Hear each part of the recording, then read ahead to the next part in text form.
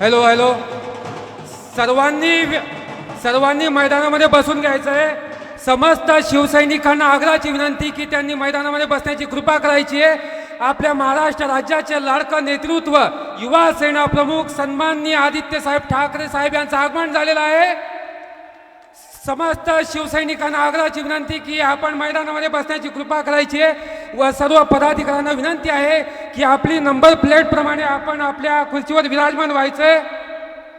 सर्व शिवसैनिकांना आग्रहाची विनंती की आपण आपल्या मैदानावर स्थानपन्न व्हायचंय. कोण आला रे कोण आला? समस्त शिवसैनिकांना आग्रहाची विनंती की आपण मैदानामध्ये स्थानपन्न व्हायचंय. समस्त शिवसैनिकांना आग्रहाची विनंती की आपण मैदानात स्थानपन्न व्हायचंय. आदित्य साहब तुम आगे बढ़ो. आदित्य साहब तुम आगे बढ़ो. आदित्य साहेब ठाकरे यांना मी विनंती करतो की त्यांनी प्रतिमा पूजन करायचं आहे. निलेश भाऊ चौधरी यांना विनंती करतो की त्यांनी प्रास्ताविक करायचं आहे. जय भवानी. आदित्य साहब तुम आगे बढ़ो. हिंदू सम्राट बाळासाहेब ठाकरे यांच्या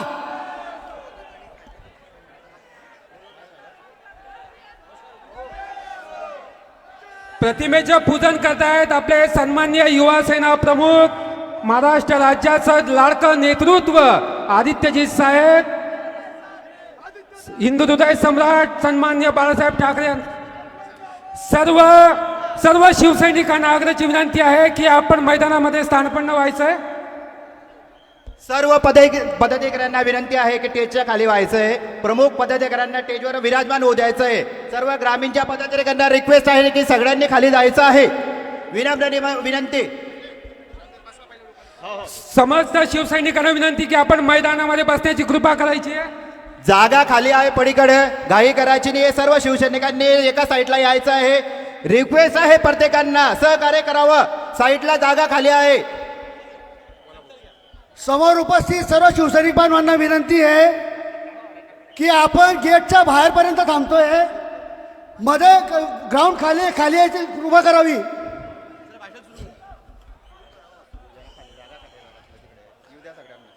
महाराष्ट्राचं आराध्य दैवत आई तुळजाभवानी छत्रपती शिवाजी महाराज, भारतरत्न डॉक्टर बाबासाहेब आंबेडकर, हिंदू हृदय सम्राट आदरणीय बाळासाहेब ठाकरे, आपल्या मनातील कुटुंब प्रमुख, पक्ष प्रमुख, जनतेच्या मनातील मुख्यमंत्री आदरणीय उद्धवसाहेब ठाकरे, युवा नेते, युवा सेना प्रमुख आदित्यसाहेब ठाकरे, वरुणजी सरदेसाई साहेब, आदरणीय संजयजी सावंत साहेब, गुलाबरावजी वाघ साहेब, सन्माननीय व्यासपीठ व समोर उपस्थित माझ्या खुद्दार शिवसैनिक बंधू भगिनींनो.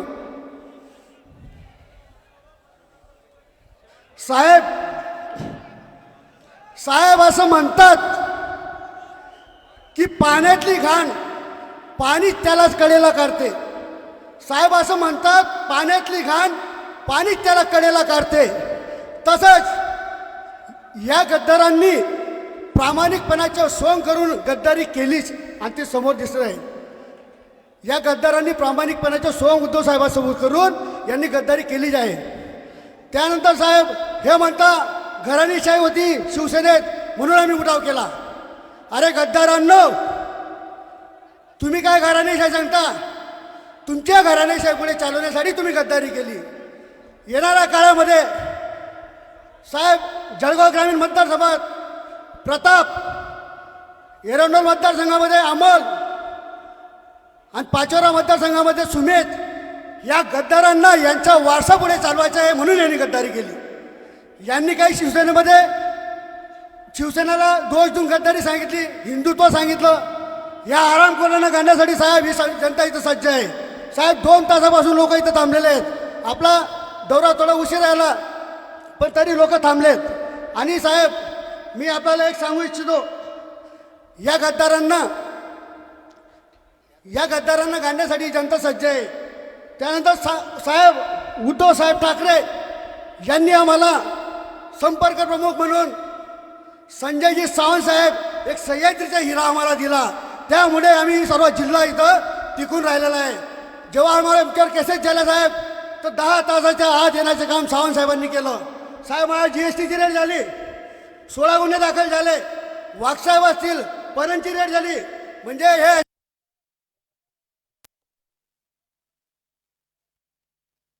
मग बघू आपण काय करायचं. त्यानंतर कोरोनाच्या महामारीमध्ये काय आपण बघितलं असेल, कोरोनामध्ये आदरणीय उद्धव साहेबांनी हे मला घरी बसून महाराष्ट्र कसं चालवला. अरे घरी बसून महाराष्ट्र चालवला. 3.5 लाख कोटीचे कंपन्यांचा रोजगार उपलब्ध करण्याचा प्रयत्न केला. आणि तुम्ही इथले धंदे गुजरातला घेऊन गेले आणि बिहारचे धंदे इथं आणले. म्हणजे बिहारचे धंदे मुंबईला जाईल, यांचे आमदार पोलीस स्टेशनमध्ये जाऊन डायरेक्ट गोळीबार करतो. एक नगरसेवकाला मारलं गेलं साहेब. या हरामखोरांना गाडण्यासाठी आम्ही सर्व आहेत. विश्वास की पतंग स्वयं ऊंची उड़ती है, विश्वास की पतंग स्वयं ऊंची उड़ती है, निष्ठा उसके संग जो साथ हुआ करती है. एवढंच बोलतो, थांबतो. जय हिंद, जय महाराष्ट्र. धन्यवाद.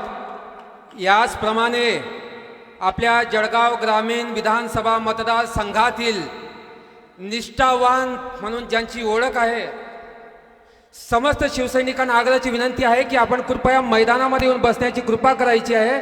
सर्वांनाच आपल्याला साहेबांना ऐकायचं आहे. कृपया मैदानामध्ये बसण्याची कृपा करा. आपल्या या जळगाव ग्रामीण विधानसभा मतदारसंघातील साहेब फक्त 1 मिनिट घेतो.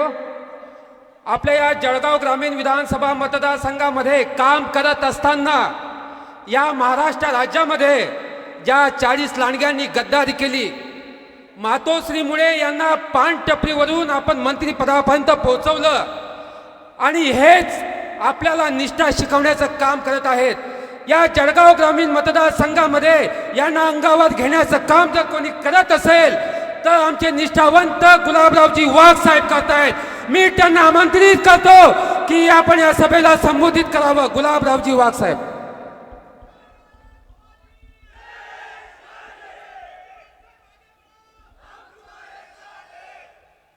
रयताचा राजा, जाणता राजा छत्रपती शिवाजी महाराज, कट्टाकार डॉक्टर बाबासाहेब आंबेडकर,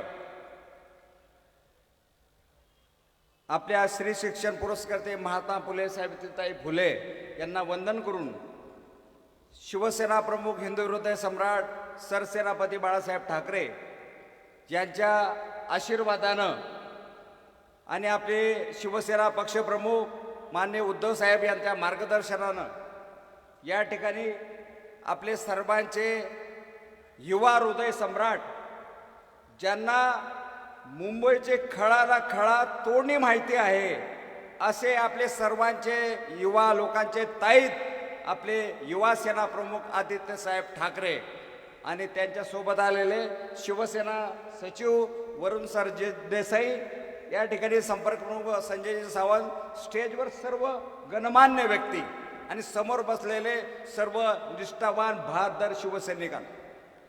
या ठिकाणी साहेब मी आपल्याला सांगेल की 3 मंत्री या जिल्ह्यामध्ये आहेत. गिरीश महाजन हे 3 टर्मपासून मंत्री आहेत. या ठिकाणी विरोधी पक्षात असताना या जळगाव जिल्ह्यामध्ये कापसाला 12,000 रुपयाचा भाव मिळाला पाहिजे माझ्या शेतकऱ्यांना, याच्यासाठी ते उपोषणाला बसले. आज या जळगाव ग्रामीण मतदारसंघामध्ये 22 जिनिंग आहे, जिनिंग प्रेसिंग, आणि त्यामध्ये फक्त 5च जिनिंग प्रेसिंग चालू आहे. कापसाला भाव नाही, माझा शेतकरी हा उपोषणाला बसला. तरी या 3 मंत्र्यांना या तोंडाचं पाडं पुसण्याचं काम या मंत्र्यांनी केलंय. या जळगाव जिल्ह्यामध्ये साहेब आमच्या या कुटुंब प्रमुख माननीय उद्धव साहेब ठाकरे यांनी या महाराष्ट्र वाचवण्याचं काम कोरोना काळामध्ये केलं आहे.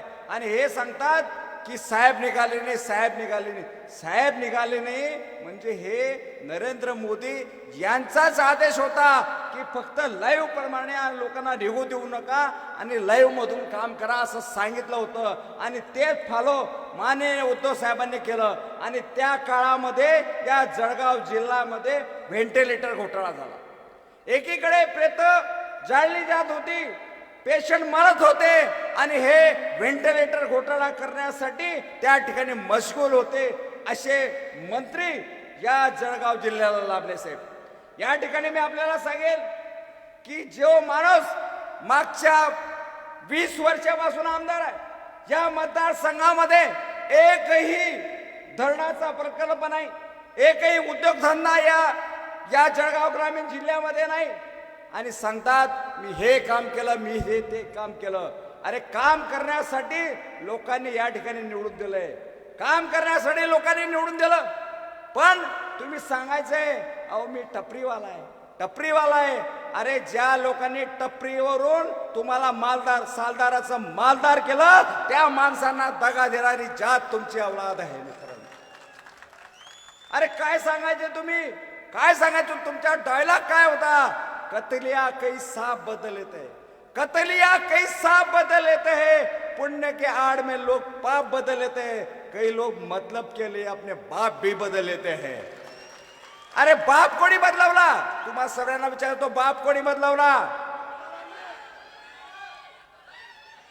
मित्रांनो या ठिकाणी आपल्याला निष्ठावंत शिवसैनिकांना पाठीशी आपल्याला उभं राहायचंय। आज निष्ठा यात्रा, जनसंवाद यात्रा आदित्य साहेबांनी या महाराष्ट्र पिंजून काढलेला आहे, त्यांना आपल्याला साथ द्यायची आहे।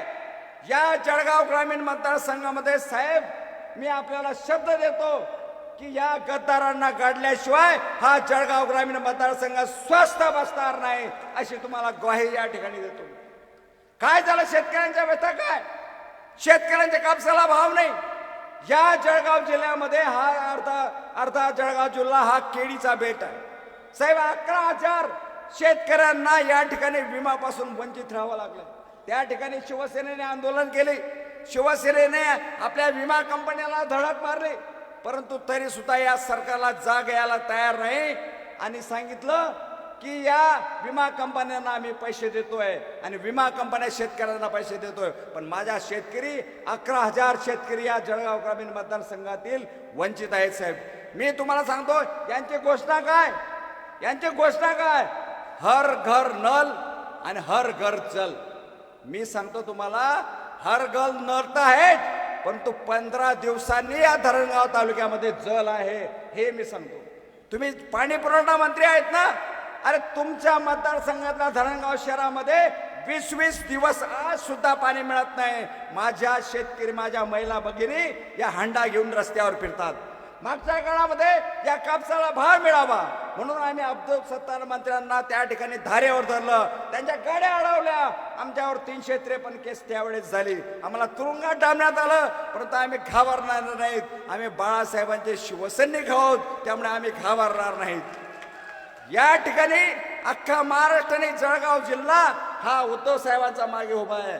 अरे वाघ ताबी बाखे, वाघाचा बछडा या ठिकाणी आलेला, वाघ नंतर आहे, आणि म्हणून या वाघासारखं आपल्याला लढायचं आहे, रडायचं नाही, लढायचं आहे। आपल्याला टिकणारा माणूस पाहिजे, विकणारा नको, आणि म्हणून हे 40 खोक्यामध्ये 50 खोक्यामध्ये जरी विकले गेले असतील तरी मित्रांनो आज या ठाकरे कुटुंबावर, उद्धव साहेबांच्यावर हे लोक मोठे झाले आणि यांनी फार मोठ्या इस्टेट कमवल्या, आणि त्या माध्यमातून या ठिकाणी आपल्या साहेबांना दगा देण्याचं काम केलं। या जळगाव जिल्ह्यामध्ये, महाराष्ट्रामध्ये जळगाव जिल्हा एक असा आहे, 5 आमदार या ठिकाणी गद्दार झाले, 5 आमदार। पण संजय सावंत साहेबांच्या नेतृत्वाखाली या जळगाव जिल्ह्यामध्ये संघटना एकदम ताकदीने साहेब या ठिकाणी उभे आहे, आणि हा जळगाव लोकसभा मतदारसंघ हा शिवसेनेला सुटणार आहे असं भाकीत या ठिकाणी मला वाटतंय। आणि या ठिकाणी जर कोणी उमेदवार दिला तर शिवसेना या जळगाव लोकसभेला खासदार शिवसेना उद्धव बाळासाहेब ठाकरेच या पक्षाचा निवडून येईल, एवढी ग्वाही या ठिकाणी देतो आणि माझे 2 शब्द संपवतो। जय हिंद, जय महाराष्ट्र। धन्यवाद साहेब। साहेबांना बोलण्यापूर्वी फक्त एकच शेर मला सांगायचं आहे, एकच शेर। या संबंध महाराष्ट्रातील गद्दारांना मला सांगायचं आहे, अरे ओ गद्दारो, तुझे देखे बिना तेरी तस्वीर बना सकता हूँ, अरे ओ गद्दारो, तुझे देखे बिना तेरी तस्वीर बना सकता हूँ, तुझे देखे बिना तेरे दिल का हाल बता सकता हूँ। हमारे शिव सैनिकों की निष्ठा में दम है इतना, हमारी शिव सैनिकों की निष्ठा में दम है इतना कि हम हमारे आग का आंसू तेरे आग से गिरा सकता हूँ. सन्माननीय आदित्यजी साहेब ठाकरे यांचं आपण स्वागत करायचं आहे, ज्यांच्यासाठी आपण ऐकण्यासाठी उत्सुक आहात. कोण आला रे, कोण आला? जय भवानी. जय महाराष्ट्र. वाजलेत किती? बोला बोला, काय काय बोलायचं तुम्हाला?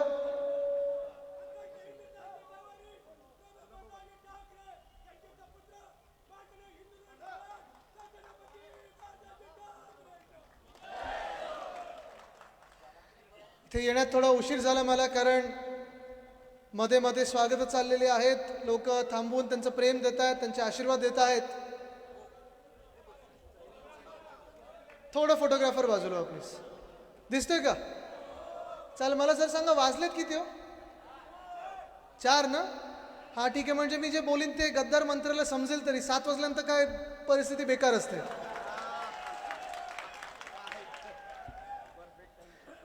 नाही, हा माझा अनुभव आहे, कारण मी त्यांना बघितलेलं आहे जवळून, आणि बघण्यासारखी परिस्थिती पण नसते. काय काय कधी झालंय?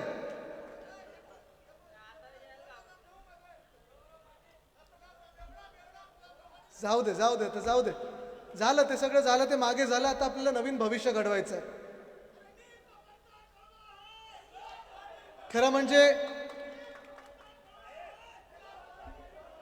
खरं म्हणजे आपण आता पाहिलं असेल. बोला.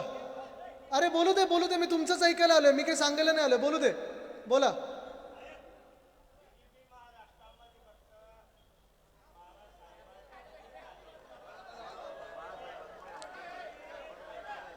अरे बाबा, बोलू दे, खेचू नका रे त्याला.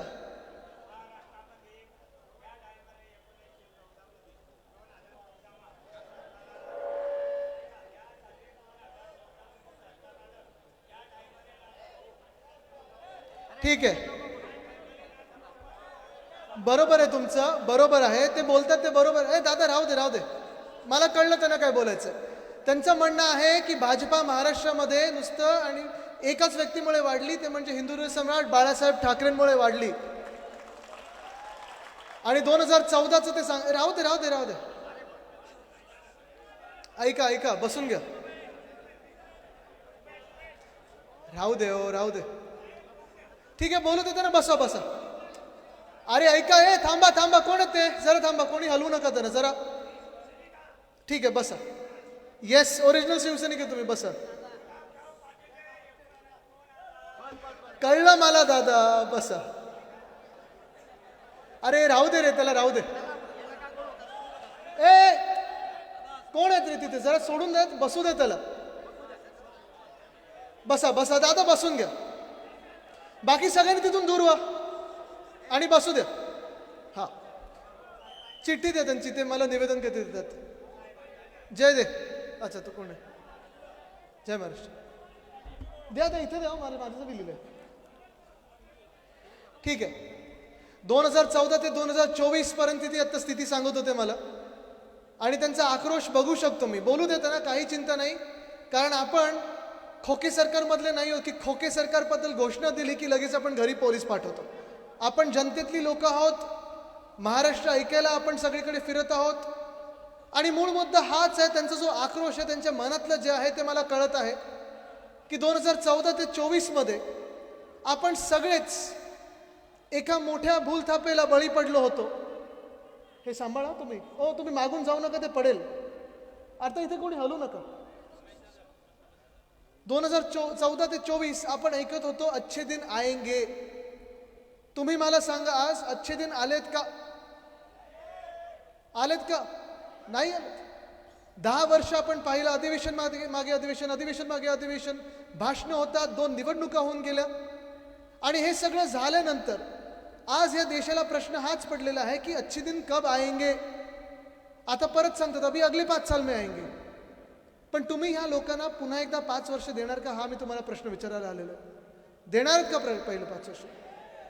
कारण हे अच्छे दिन कब आएंगे हा जो प्रश्न आहे ना, ह्याचं उत्तर तुम्हाला एका भाषणातून मिळेल. आत्ता 1 फेब्रुवारीला आपल्या देशाच्या जे वित्तमंत्री आहेत निर्मला सीतारामन ताई, त्यांनी भाष्य केलं जेव्हा ते बजेट सादर करत होते.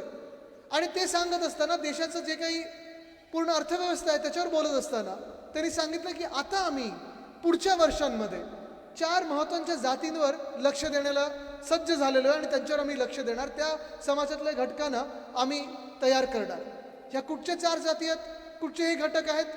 तर पहिलं त्यांनी सांगितलं महिला, मग सांगितलं शेतकरी, मग सांगितलं युवा आणि मग सांगितलं गरीब. आज प्रश्न हाच पडत आहे मला की मग गेले 10 वर्ष नक्की आपण कोणाची सेवा केली? आज 10 वर्षाच्या सरकारनंतर जे भाजप सरकार केंद्रात आहे, जे खोके सरकार महाराष्ट्रात आहे, गेल्या 10 वर्षामध्ये 2.5 वर्ष आपली महाविकास आघाडी सरकारची जर बाजूला ठेवली तर संपूर्णपणे जर आपण पाहिलं तर भाजपचं सरकार होतं. हे खोके सरकार जे गद्दारांचं सरकार आहे हे देखील भाजप प्रणित सरकार आहेच. फोडायला पक्ष कोणी लावला? तर भाजपनी लावला. शिवसेना 2022 मध्ये फोडली, राष्ट्रवादी काँग्रेस तरी 2023 मध्ये फोडली, 2024 मध्ये आता काँग्रेस फोडत आहेत. आणि हे सगळं करून आज जर प्रश्न विचारला आपण की तुम्ही हे सगळं करून महाराष्ट्रासाठी मिळवलं काय, तर काय उत्तर आहे आपल्याकडे? काही आहे उत्तर आपल्याकडे? काही नाही. एकच उत्तर याच्यातून आपल्याला स्पष्ट दिसतं की जे समाजातले 4 घटकांनी सांगितले, 4 वर्गांनी सांगितले, महिला, शेतकरी, गरीब आणि युवा, हे 4च्या 4 आज महाराष्ट्रात नाराज आहेत, देशभरात नाराज आहेत. किती आंदोलनबद्दल बोलायचं, किती सहन करत राहायचं, अन्याय सहन करायचा तो किती ऐकलं, पुरेसं ऐकलं. ह्या 10 वर्षामध्ये देशाने खूप ऐकलं की अच्छे दिन आएंगे, बहुत हुई महंगाई की मार. ऐकलं की नाही तुम्ही? सगळीकडे होल्डिंगवर होतं, आपल्या स्टेटसवर होतं, आपल्या फोनवर होतं. पण आज परिस्थिती अशी झालेली आहे की उत्तरेपासून दक्षिणेपर्यंत, पूर्वेपासून पश्चिमेपर्यंत सगळीकडे, मध्य भारत असेल, प्रत्येक राज्यामध्ये आंदोलनं सुरू आहेत. मला माहित नाही प्रेसमध्ये किती दाखवतात, पण लडाखमध्ये देखील 30 ते 40 हजार लोक रस्त्यावर उतरलेले आहेत आणि त्यांची मागणी हीच आहे की केंद्र सरकार आमचं काही ऐकत नाही, आम्हाला आमच्या राज्याचं सरकार पाहिजे, आमचा मुख्यमंत्री पाहिजे. 370 कलम जेव्हा काढलं, संविधानातून काढलं, आपण पण पाठिंबा दिला होता, कारण आपलं स्वप्न होतं की 370 कलम काढलं पाहिजे. पण काढल्यानंतर जम्मू काश्मीर लडाखची जी विभागणी झाली त्याच्यात लडाख हे केंद्रशासित राज्य झालं आणि केंद्राकडून लडाखला आता 1 रुपयाची मदत मिळत नाहीये. तिकडचे लोक आज ओरडत आहेत की आम्हाला न्याय पाहिजे, आम्हाला आमचे हक्क पाहिजे. आज दिल्लीच्या साधारण आसपासच्या जर तुम्ही बॉर्डर बघितली तर दिल्लीची संपूर्ण बॉर्डर, दिल्लीचा प्रत्येक रस्ता हा बंद केलेला आहे. का? तर शेतकरी दिल्लीवर मोर्चा काढून चालत चाललेत. शेतकऱ्यांचा मोर्चा दिल्लीकडे चाललेला आहे. आणि धक्का ह्या गोष्टीचा बसला मला, कारण ठीक आहे, साधारणपणे जेव्हा एखादा मोर्चा निघत असतो तेव्हा 144 लावला जातो, तेव्हा पोलिसांचं तिथे पूर्ण सैन्यबळ लावलं जातं, अडवणूक केली जाते, एका ठराविक जागी बसवलं जातं. जसं मुंबईत जर कोणी आलं मोर्चा घेऊन तर आझाद मैदानकडे नेलं जातं. हे नेहमीची गोष्ट आहे. आणि मग कोणतरी मंत्री जाऊन ऐकतो, निवेदन घेतो आणि मग ते काम झालं की साजरं होतं, किंवा नाही झालं तर थोडं आंदोलन चिघळतं. पण आज परिस्थिती ही झालेली आहे की देशातला जो अन्नदाता आहे, शेतकरी आहे, त्याच्याबद्दल त्याच्या मनातल्या ज्या भावना आहेत ते ऐकायला कोणीही तयार नाही सरकारमध्ये. आज इथे शेतकरी बांधव किती आलेत? मला जरा हात वरती करून दाखवा.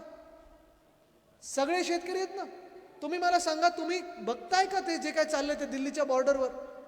आपले सगळे बंधू जे आहेत, पंजाबमधले असतील, हरियाणामधले असतील, चंदीगडमधले असतील, हे सगळे बांधव, आपले शेतकरी बांधव, जसं 1.5 वर्षापूर्वी 6 महिने तळ ठोकून बसलेले दिल्लीच्या आसपास, तसं पुन्हा एकदा त्यांना मोर्चा काढायला लागलेला आहे. कारण ज्या त्यावेळी आश्वासन दिली होती त्याच्यातून एक सुद्धा आश्वासन पूर्ण झालेलं नाहीये. पण आज दुर्दैव हेच आहे की नुसतं अडवणूक नाही तर दिल्लीचे रस्ते खोदलेत सरकारने, खिळे टाकलेत रस्त्यामध्ये, मोठे कॉन्क्रीटचे ब्लॉक लावले गेलेत, वायरी टाकले गेल्यात. का? तर जो देशातला आपला शेतकरी आहे तो दिल्लीपर्यंत पोहोचूच नाही शकणार ह्याची तयारी करायला.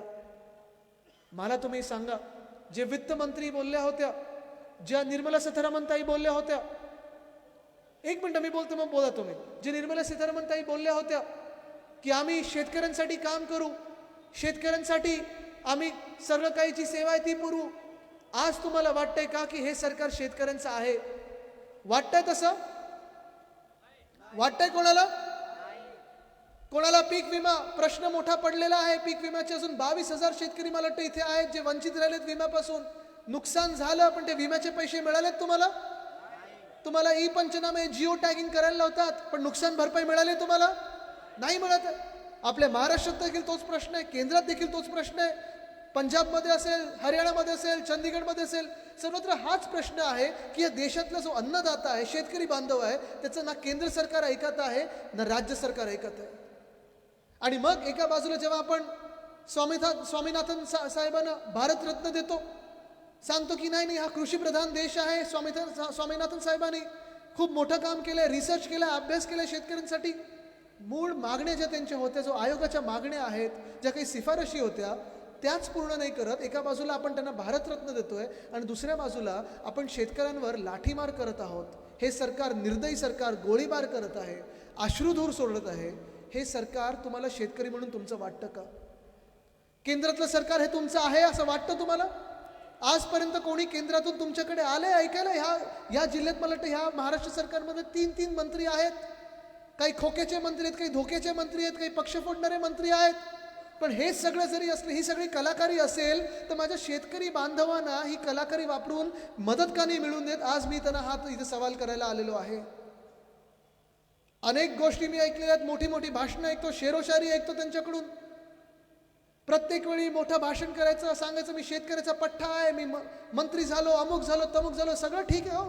पण तुम्ही आज मंत्री झाल्यानंतर शेतकऱ्यांसाठी काय करतात, तुमच्या स्वतःच्या जिल्ह्यासाठी काय करतात? आज हा सवाल तुम्हाला करणं गरजेचं झालेलं आहे. मी जे ऐकत आहे, भयानक परिस्थिती इथे पाण्याची आहे. किती दिवसात पाणी येतं इथे? 15 दिवस, 20 दिवस. आणि मंत्री कुठचं आहे, खातं कुठचं त्यांच्याकडे हो? अच्छा, त्याच्यात पाणी काय माहित नाही मला.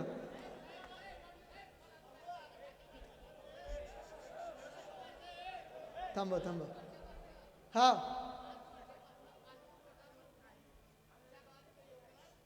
ओ बोलू दे. हा बोला बोला. हा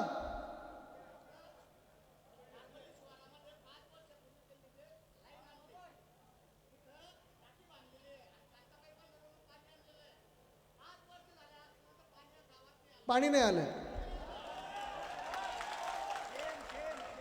मग आता लाईन बदलायची वेळ आली आहे. ठीक आहे, आपण लाईन बदलू त्यांची आता. बसा. हे बघा, हे जनतेचा आक्रोश आहे. हे जनतेने बघितलं पाहिजे, कारण ही इकडची स्थानिक जनता आहे जी बोलत आहे. हे जे अधिवेशनात येऊन आम्हाला मोठी मोठी भाषणं देतात, मंचावरनं सांगतात हम ये नहीं बदलते वो नहीं बदलते, काय काय बदलायला लागल्यात तुम्ही आम्हाला माहिती आहे. पण आज जी दुर्दशा झालेली आहे, जे हाल होतात आपल्या शेतकरी बांधवांचे, ह्याच्यावरनंच मला तुम्हाला आज प्रश्न विचारायचा आहे. जसं मी सांगितलं की पहिला घटक जो आहे, जो शेतकरी आहे, तो ह्या सरकारला आपलं मानत नाही. इथे जे शेतकरी बांधव आहेत, मी तुम्हाला साधा सोपा प्रश्न विचारतोय. तुमची पुढची पिढी जी असेल, जी तरुण मुलं मुली असतील, शिकलेत का हो? शाळेत गेलेत? हा, मग तुम्हाला असं वाटतं का की तुमच्या पुढच्या पिढीने किंवा इथे जी तरुण मुलं बसलेत, तुम्हाला असं वाटतं का की तुम्ही शेती करावी? तुम्हाला वाटतं तुमची मुलं मुली शेती द्यावी? का नाही? पोरगी देत नाही का? नाही देत? नाही, हा मोठा प्रश्न आहे, संपूर्ण महाराष्ट्रात आहे. का नाही देत मला सांगा. शेतमालाला भाव नाही, बेरोजगारी, पीक नुकसान झालं की नुकसान भरपाई येत नाही. महिला बोलतात काय?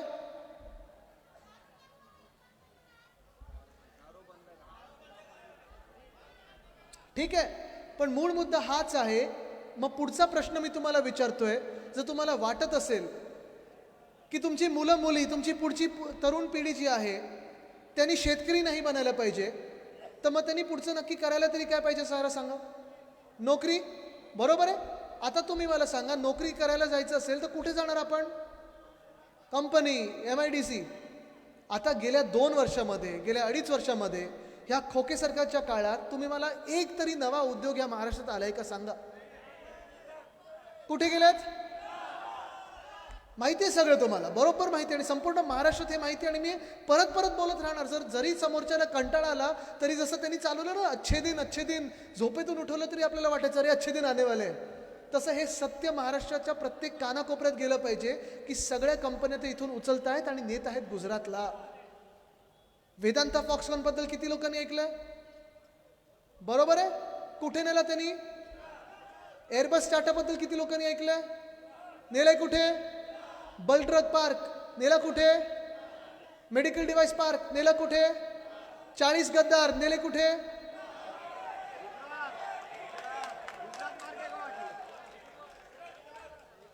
हे 40 गद्दार मधून इकडचे जे गद्दार होते ना, त्यांना मी बघितलेलं आहे. एकदा थरथरत होते गाडीत बसल्यानंतर, 7:30 वाजलेले. मग मला सांगितलं औषधाची वेळ झाली आहे. जाऊ दे, तर काय जास्ती त्यांनी लाच सोडली, आपण सोडायची नाही. असो, मला तुम्ही सांगा, एवढं सगळं नेल्यानंतर वर्ल्ड कपची तरी फायनल कुठे नेली हो त्यांनी? आता तुम्ही सांगा, जर हीच वर्ल्ड कप फायनल आपल्या मुंबईमध्ये असती, आपल्या वानखेडेत असती, तर आपण जिंकलो असतो ना क्रिकेट वर्ल्ड कप. हे तुम्ही बोलता, मी बोलत नाहीये. पण मूळ मुद्दा सांगायचा हाच आहे की वेदांत फॉक्सकॉन असेल, एअरबस टाटा असेल, मेडिकल डिव्हाइस पार्क असेल, बल ट्रक पार्क असेल, डायमंड बोर्स असेल, हे सगळं ते गुजरातला नेत असताना नुकसान आपल्या राज्याचं होत आहे. माझं गुजरातची काही वैर नाही, गुजरातची काही भांडण नाही, काही वैयक्तिक वाद नाही. माझं हेच मत आहे की प्रत्येक राज्याने आपलं जे आहे ते जपून ठेवावं. चांगलं काही येत असेल तर चांगलं आहे, साजरं करावं. आपण देखील साजरं केलं पाहिजे. गुजरातमध्ये काय येत असेल, आसाममध्ये काय येत असेल, लडाखमध्ये काय असेल, केरळमध्ये काय असेल, तेलंगणामध्ये काय येत असेल. पण मला राग ह्या गोष्टीचा येतो जेव्हा आपल्या हक्काचं 100% आपला जो हक्काचा घास होता ना, तो आपल्या हातातून काढून, तोंडातून काढून त्यांच्या घशात घातल्यामुळे मला दुःख होत आहे. वेदांत फॉक्सकॉन हा प्रकल्प सोपा होता. मी आणि सुभाष देसाई साहेब आम्ही प्रयत्न करत होतो की हा 100% महाराष्ट्रात यायला पाहिजे. कारण आपल्याला आठवत असेल, महाविकास आघाडीच्या काळामध्ये कोविडचा काळ असूनही, अर्थचक्र बंद असूनही आपण 6.5 लाख कोटीची गुंतवणूक नुसतं उद्धव साहेबांच्या चेहऱ्यावर महाराष्ट्रात आणू शकलो. कारण उद्योजकांचा विश्वास हा उद्धव साहेबांवर होता. जसं आपल्या सर्वांचा विश्वास आहे. शेतकऱ्यांना वाटतं की आपला माणूस, महिलांना वाटतं की आपला भाऊ, तरुणांना वाटतं की आपला मोठा भाऊ. तसं हे उद्योजक देखील बोलायचे की ठीक आहे, उद्धव ठाकरे जर मुख्यमंत्री असतील तर आम्हाला भ्रष्टाचाराची ना चिंता आहे, ना कोणी दादागिरी करणार. आपण उद्योग इथे आणू शकतो महाराष्ट्रात.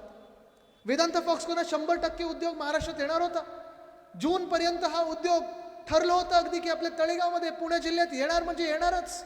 1 लाख तरुणींना ह्यांनी रोजगार दिला असता आणि त्याच्यासोबत 160 छोट्या मोठ्या कंपन्या येणार होत्या. कमीत कमी 10 ते 15 हजार रोजगार अजून निघाले असते आपल्यासाठी. पण जेव्हा सरकार बदललं गेलं, गद्दारी झाली, सरकार पाडलं, खोके आणि धोक्याचं सरकार बसवलं, त्यानंतर सप्टेंबरमध्ये अचानक मला कळलं, आणि मुख्यमंत्र्यांना हे कळलंही नव्हतं कारण ते सतत असे असतात, त्यांना माहितीही नव्हतं की हा उद्योग गुजरातकडे नेला होता. केंद्राचा दबाव होता का, महाराष्ट्राच्या उपमुख्यमंत्र्यांचा दबाव होता का? कारण त्यांची एक बैठक बरोबर 2 दिवस आधी झाली होती गुजरातला जायच्या. मूळ मुद्दा हाच आहे की जो उद्योग आपल्या राज्यात येणार होता, 1 लाख लोकांना रोजगार देणार होता, नोकऱ्या देणार होता, आणि नुसतं आपल्या राज्यातल्या नाही, देशभरातल्या 1 लाख लोकांना मिळाला असता रोजगार. पण हा जेव्हा उचलून तुम्ही गुजरातला नेला, त्यानंतर मी त्यांना फोन केला होता आणि विचारलं होतं, आमच्या महाराष्ट्रात जर तुम्ही आला असतात तर किती दिवसात तुम्ही हा उद्योग सुरू करू शकला असतात? आणि ते बोलले, नाही, आम्ही 2 दिवसात 2 वर्षात सुरू करू शकलो असतो. 2 वर्षात आमची कंपनी ही सुरू झाली असती. मग मी त्यांना पुढचा प्रश्न विचारला. मी म्हणलं, तुम्ही आता ढोलेराला गेलात, गुजरातमध्ये गेलात, किती दिवसात आता हा उद्योग सुरू करणार? काही महिन्यांमध्ये करणार की काय करणार? त्याला नाही आदित्यजी, आम्हाला कमीत कमी 8 ते 10 वर्ष लागतील गुजरातमध्ये. शक्यही वाटत नाही आहे, कारण ना इथं रस्ता आहे, ना वीज आहे, ना पाणी आहे. आता तुम्ही मला सांगा, 3-4 महिन्यापूर्वी जेव्हा मला बातमी समोर आली माझ्या की गुजरातमधून पण फॉक्सकॉनच्या कंपनीने सांगितलं, आम्ही आता महाराष्ट्राच्या नाही, गुजरातमध्ये नाही, भारत देशातच थांबणार नाही, कारण इथे गुजरातमध्ये उद्योग करणं शक्य नाही, ही कंपनी बसवणं शक्य नाही. गुजरातमधून ती केली कंपनी परदेशातच दुसरीकडे. नुकसान कोणाचं झालं? महाराष्ट्राचं झालंच, गुजरातचं झालंच, पण भारताचं देखील झालं. आपल्या सगळ्या देशातले हे तरुणी ज्यांना 1 लाख नोकऱ्या मिळाल्या असत्या, कुठच्याही राज्यात गेलं असतं तरी, महाराष्ट्रात गेलं असतं कोणाचं वाईट झालंच नसतं, पण नुकसान आपल्या देशाचं झालं, आणि हे दुःख माझं आहे. असो, गेले 2 वर्षात मी पाहतोय प्रत्येक MIDC कोण ना कोण स्थानिक त्यांचा मिंदी गटातला जाऊन दादागिरी करतो, पैसे मागतो, दगडफेक काय करतो, किडनॅपिंग काय करतो. हे सगळं वातावरण असताना नोकर भरतीचा जो पण प्रश्न आहे तो अजून बिकट होत चाललेला आहे. अनेक तरुण मुलं आपले MPSCच्या परीक्षा देण्यासाठी बसतात, तलाठी भरती असेल, अनेक वेगळ्या वेगळ्या ज्या परीक्षा असतात ते देण्यासाठी बसतात. आणि प्रकार असे व्हायला लागलेले आहेत. परवाकडचाच प्रकार आहे जिथे पूर्ण पेपर 200 मार्काचा होता, तिथे एकाला 214 गुण मिळाले. तो हे कसं होऊ शकतं? हे कसं होऊ शकतं? म्हणजे एवढं हुशार कोण असेल तर युनोचं त्याला अध्यक्ष बनवा. आपल्याकडे काय करतात? 200 मार्काचा पेपर म्हणजे जास्तीत जास्त मार्क तुम्हाला 200 मिळू शकतात, तिथे 214 मार्क मिळायला लागलेले आहेत. आणि मग पेपर फोडणारे जे लोक आहेत त्यांना अटक होते, 2-3 महिन्यात बेलवर बाहेर येतात, पुढच्या वर्षी परत पेपरसाठी बसतात, पेपर फोडतात, परत अटक होते, परत बाहेर येतात. हे चक्र हे सुरूच राहतं. पण हजारो काय लाखो विद्यार्थी दिवस रात्र अभ्यास करत असतात, मेहनत घेतात, उपाशी राहतात, आपल्या पुण्यात येतात, आपल्या छत्रपती संभाजीनगरमध्ये येतात. आणि हे सगळं केल्यानंतर जेव्हा पेपर फुटतो ना, तेव्हा त्यांचं स्वप्न हे तुटतं. आणि स्वप्न तुटल्याचं जे दुःख आहे हे त्यांच्याशिवाय दुसरं कोणी जाणू शकत नाही. पण आज मी त्यांना वचन देतोय की 2024चं वर्ष हे आपलं आहे, आपलं सरकार येणार आहे. आणि ज्या मिनिटाला आपलं सरकार येईल, एक कायदा आपण असं करू की देशात सर्वात कडक जो कायदा असेल पेपर फोडीच्या विरोधात, त्याच्यापेक्षा 10 पटीने जास्त कडक कायदा करू आणि त्याला फाशीवर लटकल्याशिवाय राहणार नाही. आज हे वचन मी तुम्हाला ह्या तरुणांना द्यायला आलेलो आहे. कारण सगळीकडेच आपण पाहतोय की एक जिल्हा बदलीचं जे सगळे म्हणजे जिल्हा ठिकाणी आपण पाहतो जिथे जिथे परीक्षा होतात, पेपर फुटतो, भ्रष्टाचार होतो. बरं, हे सगळं झाल्यानंतर चुकून कोणी पास झालं, पोस्टिंगसाठी, बदली पोस्टिंगसाठी ह्या गद्दार मंत्र्यांकडून फोन यायला लागतात. किती देतोस, तुला इकडचा SP बनवतो, तिकडचा DSP बनवतो, असं करतो, तसं करतो. हे वातावरण जे आहे ना, हे पैसे घेण्याचं देण्याचं हे भयानक होत चाललेलं आहे. ना शेतकरी खुश आहे, ना तरुण खुश आहे. महिलांबद्दल जर विचारायला गेलं तर आपण पाहतोय की महिलांवर अत्याचार वाढत चाललेले आहेत. राज्यातली कायदा सुव्यवस्थेची परिस्थिती भयानक होत चाललेली आहे. आणि मुळात ज्या राज्यामध्ये, ज्या राज्याच्या मंत्रिमंडळामध्ये काही असे मंत्री बसलेले आहेत जे गद्दार आहेत, ज्यांनी महिलांना टीव्हीवर शिव्या दिलेल्या आहेत, त्यांच्यावर भयानक आरोप झाले तरी त्यांना मंत्रिमंडळात ठेवलेलं आहे. ह्या मंत्रिमंडळाकडून महिला सुरक्षेची अपेक्षा तरी काय करायची आपण? सगळ्यात भयानक प्रकार तर हा आहे की ह्या भाजपाचा प्रकाराचा आहे की आपण पाहिलं असेल, बिल्किस बानो नावाची एक बाई होती, तिच्यावर अत्याचार केला गेला, तिचा रेप केला गेला. तिच्या रेपिस्टनं, ज्यांनी त्याच्यावर अत्याचार केला त्या लोकांना कोर्टाने सजा ठरवली होती. पण गुजरातमध्ये त्या सरकारने आणि भाजपाने त्यांना परोलवर बाहेर काढलं आणि दिंड नाही काढली त्यांची, त्यांचा सत्कार केला आणि प्रचार सभेत त्यांना फिरवलं. आज तुम्ही मला सांगा, ती बाई कुठच्याही, ती महिला कुठच्याही जातीची असो, धर्माची असो, आपलं हिंदुत्व स्पष्ट आहे. कुठच्याही जातीची असो, धर्माची असो, जो कोणी रेप करेल त्याला फासावर लटकवल्याशिवाय आपण थांबायचं नाही, हे आपलं हिंदुत्व आहे. इथे जातपात धर्म आपण बघायचं नसतो. कारण महिला सुरक्षा ही सर्वोत्तम आणि सर्वोच्च असायला पाहिजे आपल्या देशामध्ये आणि आपल्या राज्यामध्ये. जिथे महिला सुरक्षित नाहीत तिथे हे राज्य तरी कुठे जाणार? आज प्रश्न हा पडत आहे मला सगळीकडे की हे जे 4 घटक सीतारामनताई सांगत आहेत सतत की आम्ही ह्यांच्याकडे आता लक्ष देऊ, 10 वर्षानंतर यांना आठवलं की हे 4 घटक आहेत. पण जसं मी सांगितलं, 4 मधून तर 3 घटकांचा आपण आता विचार केला.